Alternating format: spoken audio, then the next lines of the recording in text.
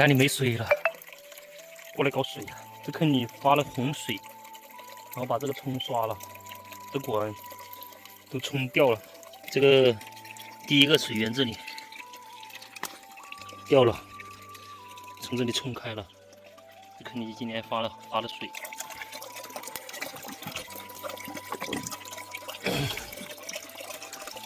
现在把这里全部清出来，接上去。这个管堵塞了，刚刚把这里接上去，然后那个水就满出来了，流不下去啊。估计这下面堵掉了。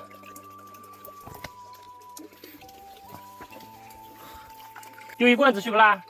又一罐子去不啦？让我把你压下去，下面堵塞了啊，通了。往这里用石头给它压起来。等等，接着，这水已经洗下去了。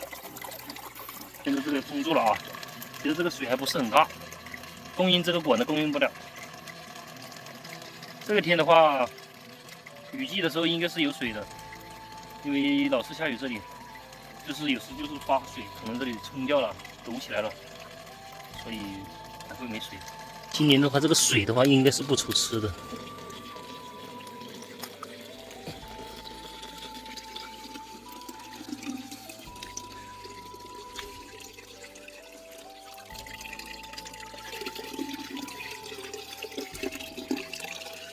这里面的那个泥巴太多了，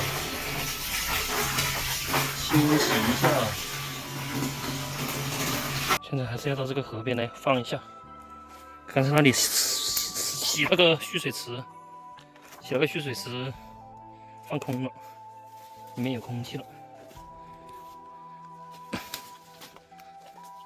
到河边这里有个接头，到这里排一下空气。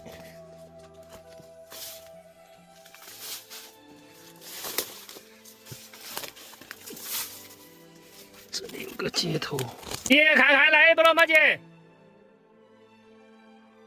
我放了呀，爹。刚刚把这里排了一下空气啊，应该是没问题了。水已经搞过去了，回家了。家里2个大蓄水池都干掉了，因为这段时间没在家里面，今天就全部放干了。幸好的是这个雨季，不然的话麻烦了。这边很大的水，今年的话其实还是涨了比较大的水，所以有水喝，比原来都大。坑里都被冲了，那个溪里面水已经过来了啊。今年的这个橘树啊，这个发不得了，大丰收啊，全部是花。看这个花，